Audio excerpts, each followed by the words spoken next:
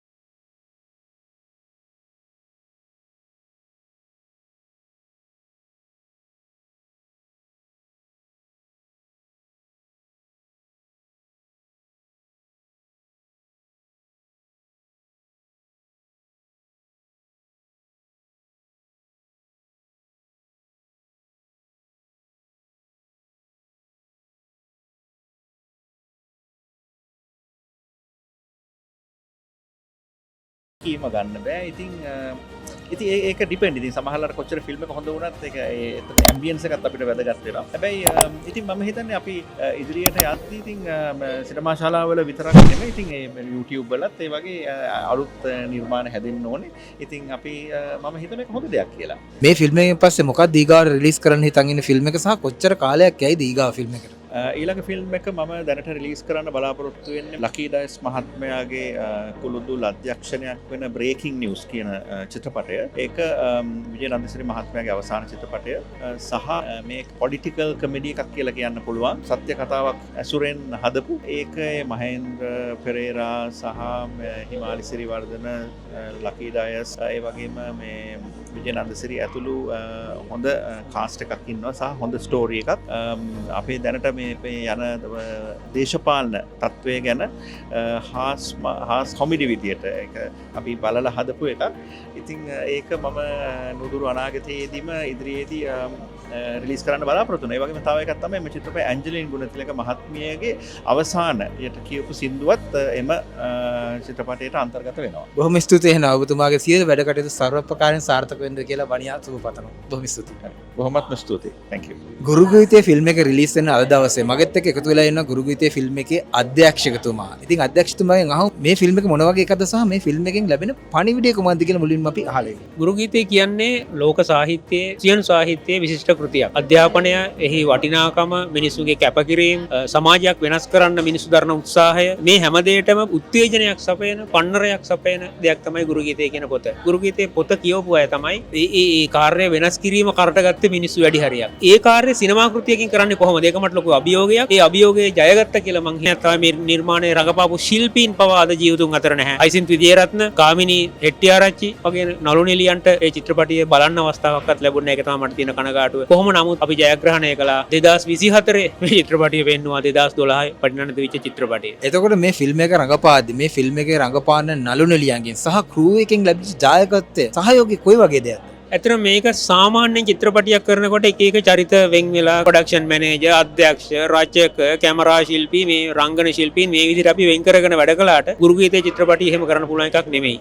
මේ ප්‍රධාන චරිතය රඟපාන රොෂාන් රවින්ද්‍ර, ඒ වගේම ප්‍රධාන නිලිය කල්පනී ජයසිංහ මේගොල්ලෝ තමයි රැයට උයන්නේ. රැය 2-3ට නැගිටගෙන මම උයනවා අනිත් කට්ටියට. උයලා පිහලා තේ හදාගෙන අපිම උයාගෙන අපිම පුළුවන් විදිහට කාලා බීලා ඒ දුෂ්කරතාව විඳගෙන අපිම බඩු උස්සගෙන ගිහිල්ලා අපිම ලයිට් අල්ලලා රොෂාන් ෂොට් එකේ නැති වෙලාවට ලයිට් එක අල්ලන්නෙත් රොෂාන්. ඒ විදිහට මේක අපි බොහොම සහෝදරාත්මකව කරපු නිර්මාණයක්. එහෙම නැතුව ඒ වගේ පරිසරයක අපිට ලොකු ක්‍රූ එකක් ගිහිල්ලා වැඩ කරන්න බෑ. වාහන ගෙනියන්න බෑ. පයින් දවස් 10ක් මේ ලොකේෂන් එකට ගියා. බුරුවන්ගේ පිටේ බඩු පටවගෙන. එතකොට අපිට සීමා සහිත බඩු ටිකක්, සීමා සහිත මිනිස්සු ටිකක් එක්ක ගිහිල්ලා මාස 3ක් එහෙ ජීවත් වෙලා අතිශය දහදුක් වින්දා. මොකද ඇත්තට මේ පරිසරයට හුරු නැති ලංකාවේ වගේ ගර්මකලාපී රටවල මිනිස්සු නළු නිලියන් පාරමී ශිල්පීන් ගිහිල්ලා. ඒක ඊටම දුෂ්කර කාර්යයක්. මං හිතන්නේ මටත් දෙපාරක් නම් මේ වැඩේ ආයෙ කරන්න බෑ. ඒ තරම්ම දුෂ්කරයි. ඒ දුෂ්කර කාර්යය මං හිතන්නේ සිනමා කෘතියට අඩුපාඩුවක් කැපවීම පිටිපස්සේ ඒ රූපගත කිරීම පිටිපස්සේ කරපු දායකත්වය නම් අතිමහත්, අති ඉහළයි, අතිශයින් වැදගත්. මම මගේ ප්‍රණාමය හිමි වෙන සියලුම දෙනාට ඒක. මෙච්චර දුෂ්කර විදිහට හදපු මේ ෆිල්ම් එක බාල්දු කරා වෙන්නේ නැද්ද මේ අවුරුදු 12ක් තිස්සේ පල් කර තියන් ඉඳලා දැන් තමයි එළියට දාන්නේ. ඇයි එහෙම කරලා තියෙන්නේ? ඇත්තටම ඒක තමයි තියෙන මේ කනගාටුව ලාංකීය සිනමා කර්මාන්තයට වෙලා තියෙන නස්පැත්තිය. ඒක තමයි ඇත්තටම අපි වගේ අංකුර සිනමාකරුවන්ට මගේ පළවෙනි නිර්මාණය ගුරුගීතේ. එතකොට අපි වගේ නිර්මාණකරුවෙකුට එන්න ඉඩක් දෙන්නේ නැහැ වගේම ඉඩ අවකාශ අහුරලා දානවා. එක්තරා විදිහේ සීමා සහිත පිරිසක් යම් මාෆියාවක් වගේ ගෙනියන මේ සිනමාව තමන්ගේ අතට අරන් තියෙන පිරිසක් කියන. ඒකට නිලධාරි සම්බන්ධයි. චිත්‍රපටි සංස්ථාවෙන් පටන් ගත්තාම බෙදාහැරීම් මණ්ඩල් හෝල් මේ සියලුම දෙනා එක යාන්ත්‍රණයකට ක්‍රියාත්මක වෙනවා. මම බොහොම බය නැතුව කියනවා මට සමහර විට මීට වඩා ඉස්සරහට දේවල් කරන්න වෙයි මේ චිත්‍රපටි ඉස්සරහට ගෙනියද්දි. සමහර විට මීට වඩා උසාවි ක්‍රියාමාර්ග වලට යන්න පවා සිද්ධ වෙවි කියලා මට හිතෙනවා. ඒ තරම් මට අසාධාරණයක් සිද්ධ වෙනවා. හේතුව තමයි රිද්ම මණ්ඩලයෙන් මේ චිත්‍රපටිය නිදහස් කරලා ඒ නිදහස් කළාට එකම එක ෂෝ ටයිම් එකයි උඟක් සිනමා හල් වල දීලා තියෙන්නේ. ඒතකොට ඊට වඩා ෂෝ ටයිම් 2-3 දීපු වෙනත් නිර්මාණ වලට දීලා තියෙනවා. දීලා තියෙන්නේ රිද්ම මණ්ඩල නිදහස් කරන දේ වෙනත් මණ්ඩල වල නිදහස් කරන ඒවාට. ඊට පස්සේ මම ඒක සාමාන්‍ය අධිකාරිතුමාගෙන් ප්‍රශ්න කරාම ලියුමක් දාන්නම් කියලා. එතකොට එහෙම හයියක්වත් නැද්ද රිද්ම මණ්ඩලයට තීරණයක් ගන්න උන්නන්න කියලා ඉල්ලුවා. පළවෙනි වතාවට අවස්ථාව ලැබුණේ අද තමයි. මම දන්නේ මේකට මොකද්ද බලපාන හේතුව කියලා. මණ්ඩලයක් විසින් මේ චිත්‍රපටය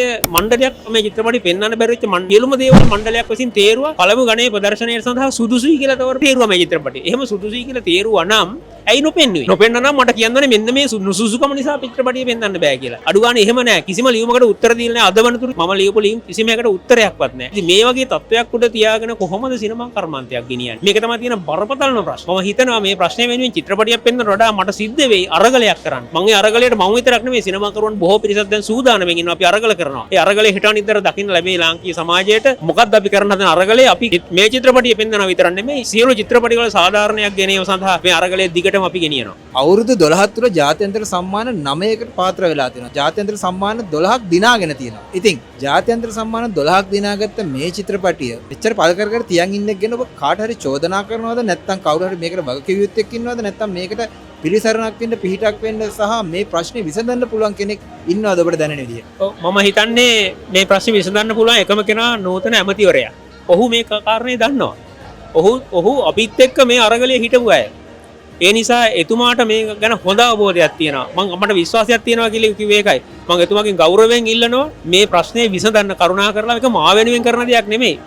අපේ කාලේ විතර නෙමෙයි ඉදිරි පරම්පරාවටත් මේ සිනමාව ඇතුලේ හොඳ නිර්මාණයක් කරන්න බය නැතුව නිර්මාණයක් කරන්න. අපි නිෂ්පාදකවරයෙකුට වගකීමක් මේ අපේ චිත්‍රපටයක් නිෂ්පාදනය කරනවා කියන්නේ.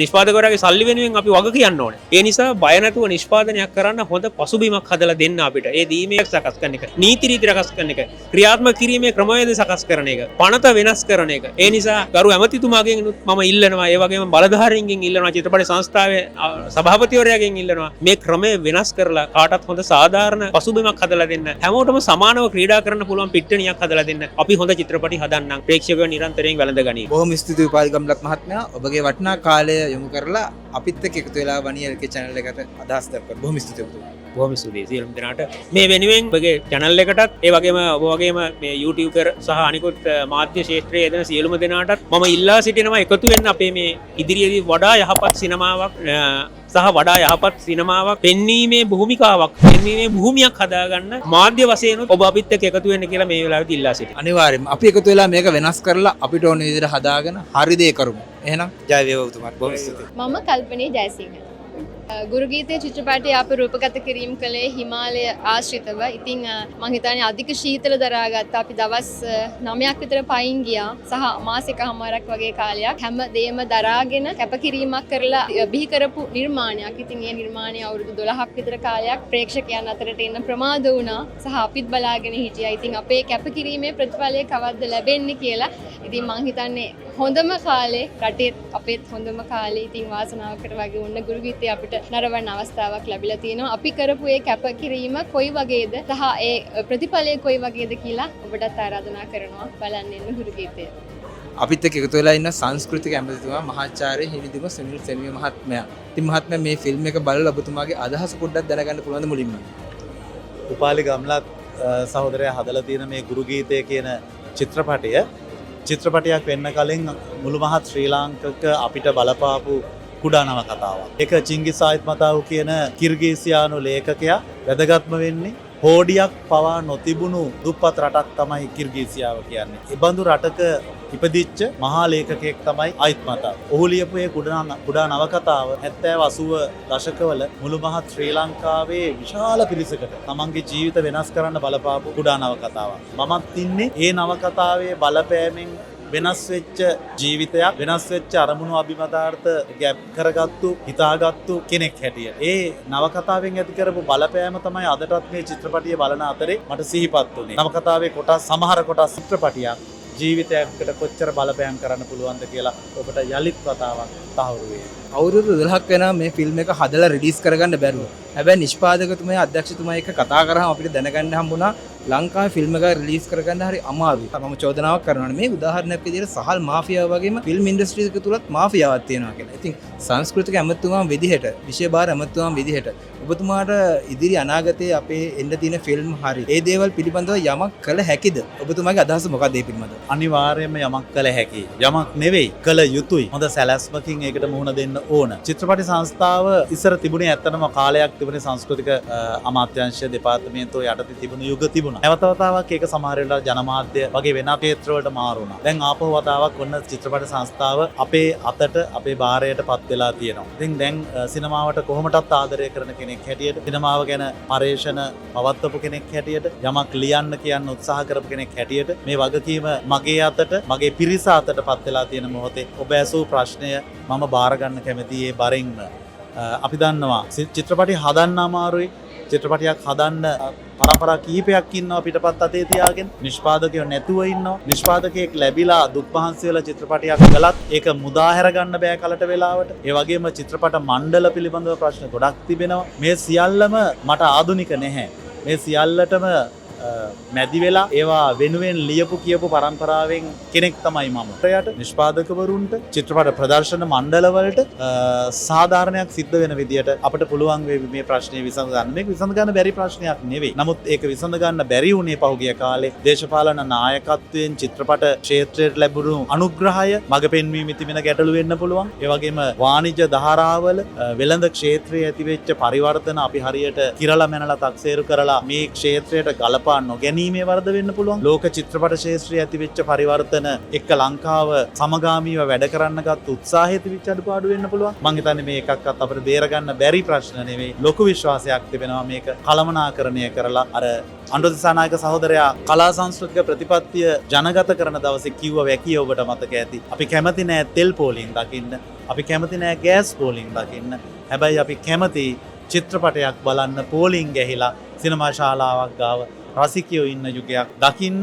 ඉතින් මගේ මහන්සිය ඒ වැකිය යථාර්ථයක් බවට පත් කරන්න. ලංකාවේ දැනට තියෙන Facebook හෝ YouTube නැත්නම් සෝෂල් මීඩියා වල යන ෆිල්ම් නැත්නම් පොඩි ක්ලිප් ගොඩක් හොඳයි. දැනට මේ ෆිල්ම් ඉන්ඩස්ට්‍රි එකේ යන ෆිල්ම් වලට වැඩි උදාහරණයක් විදිහට කළුසුදු ෆිල්ම්. ඒ කියන්නේ විජය මාලින රඟපාපු ෆිල්ම් අපි තාම බලනවා. හැබැයි දැනට තියෙනවා නම් බලන්න බෑ. රජ කතා ටිකයි මෙලෝ වැඩක් නැති කතා ටිකක් කියලා ඉවරලා කියනවා. හැබැයි ඔබතුමාට යමක් කියන්න පුළුවන්ද දැනට අපේ මේ ෆිල්ම් ඉන්ඩස්ට්‍රි එකට Facebook YouTube වල ඉන්න පොඩි ළමයි කරන හොඳ දේවල් තියෙනවා. හොඳ නිර්මාණ. අන්න ඒ වගේ හොඳ නිර්මාණ ගුණාත්මක නිර්මාණ අපිට බලන් ඉන්න පුළුවන් නිර්මාණ බිහිවේද ඉස්සරහට. මොකද ඔබතුමාගේ අදහස්? මෙහෙමයි. ඒ ප්‍රශ්නයට ටිකක් සැලකිල්ලෙන් පිළිතුරක් දෙන්න ඕන.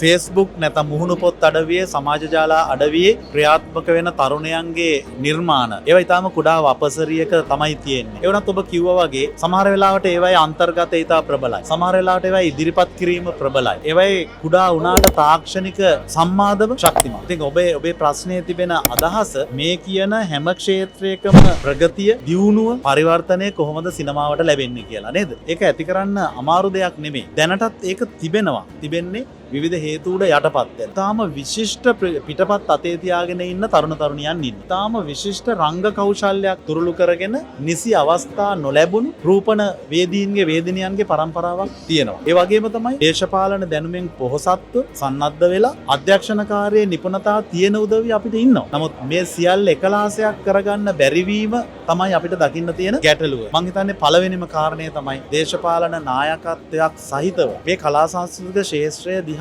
බැලීම. ඒ නියම දේශපාලන නායකත්වය අවංක වෙන්න. ඒ අවංක භාවය ඇතුලේ අපිට පුළුවන් වේවි මේ උදාර සංස්කෘතික ජීවිතයේ දේශපාලනයේ කොටසක් හැටියට පිළිගත්තු දේශපාලන ව්‍යාපාරයකට මම හිතන්නේ මේ ප්‍රශ්නය විසඳන්න ප්‍රවේශ වෙන්න පුළුවන්. එතෙන්දී තමයි ඇති වෙන්නේ විශ්වාසය. ඒ විශ්වාසවන්ත භාවය නිර්මාණකරුවන් තුල ඇති කරන්න ලේසි නෑ. මොකද ඒක paludu වෙලා තියෙන්නේ. ඒ විශ්වාසය අපිට ඇති කරලා තාක්ෂණය ආදී කාරණා ලං කරලා දුන්නොත් ඔබ අපේක්ෂා කරපු අර පුංචි නිර්මාණ හිතා ගන්න බැරි දර්ශන තිබුණා. චිත්‍රපටියේ දැකලා නැති තරමේ දර්ශන තිබුණා. ඇත්තටම අර හිතේ තිබ්බ දර්ශනත් එක්ක සම්බන්ධ වෙච්ච තැනුත් තිබුණා. හැබැයි පොතේ තිබුණේ මහා විශාල පොප්ලර් ගස් දෙකක්. මට ඒක මැවෙන්නේ ගොඩාක් උස. මේක ටිකක් ඒක වෙනස්. පොත බාධා කරා හැමතිස්සෙම චිත්‍රපටිය රස විඳින්න. අවසානයේදී හිතුනේ පොත නොබලා හිටියනම් ලස්සන චිත්‍රපටියක් බැලුවා කියලා. ඒ වුණාට ලස්සනයි. සුන්දරයි. හිතපු නැති තැනකින් මේක චිත්‍රපටිය ඉවර වුණා. තව යයි කියලා හිතුණා. ඇයි අර පරණ චිත්‍රපටිය ඔළුවේ දිනවනේ. ඒ හින්දා හිතේ තිබුණු චිත්‍රපටිය එතෙන්ට ගියේ නෑ. ඊට කලින් ඉවර වුණා. ඇත්තරම හැංගීම්බර සුන්දර අත්දැකීමක් වින්දා. ඊටාම සුන්දර සවසක් ගත කරා. බොහොම ස්තුතියි. මේ ෆිල්ම් එක බලන්න ඕනේ ඇයි කියලා අපිට පොඩ්ඩක් කියන්න පුළුවන්. ඔව් මේ ගුරුගීතයේ සිනමා කෘතිය නැරඹිය යුත්තේ ඇත්තෙන්ම ශ්‍රී ලාංකීය ප්‍රේක්ෂකයාට සිනමා ප්‍රේක්ෂකයාට අලුත් අත්දැකීමක් ගෙන දෙනවා. මොකද මේක බොහෝ කාලයක් විදේශ රටවල් කීපයක පටිගත කර චිත්‍රපටයක්. එහි සිනමා අත්දැකීම් අලුත් සිනමා අත්දැකීම් මේ ප්‍රේක්ෂකයාට ගෙන දෙනවා. ඒ වගේම ඒ කණ්ඩායම විශිෂ්ට කැපකිරීමක් කරා විශාල කැපකිරීමක් කරලා තියෙනවා. ඒකට කෘතගුණ සැලකීම මේ රටේ සිනමා ප්‍රේක්ෂකයාගේ යුතුයකමක්.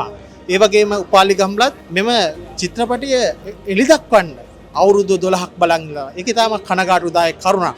නමුත් මේ මොහොතේ හරි එම චිත්‍රපටය එළිදැක්වීමට ලැබීම ගැන අපි සන්තෝෂ වෙනවා. ලාංකීය ප්‍රේක්ෂකයාට අලුත් ඇත්දැකීමක් ඔස්සේ ආපු මෙම ගුරුගීතයේ චිත්‍රපට විශිෂ්ට රංගන ප්‍රමාණයක් නළුලියන් කීප දෙනෙක්ගේ විශිෂ්ට රංගනයක් දකින්න ලැබෙනවා. ඒ වගේ මේ අධ්‍යක්ෂකයාගේ ඒ සිනමාකරණය පිළිබඳ දකින්න තියෙන ඒ විශිෂ්ටත්වයත් මෙම සිනමා කෘතියක තුළ දකින්න ලැබෙනවා. එම නිසා මේක අනිවාර්යෙන් නැරඹිය යුතුයි. විශේෂයෙන්ම මෙම සිනමා ආධාරණ අයට අනිවාර්යෙන් නැරඹිය යුතු චිත්‍රපටයක්. මොකද ඒ සිනමා ආඛ්‍යානය පිළිබඳ අලුත් අත්දැකීම් මෙම සිනමා කෘතිය තුළ දකින්න ලැබෙනවා. බොහොම ස්තුතියි ඔබතුමාට.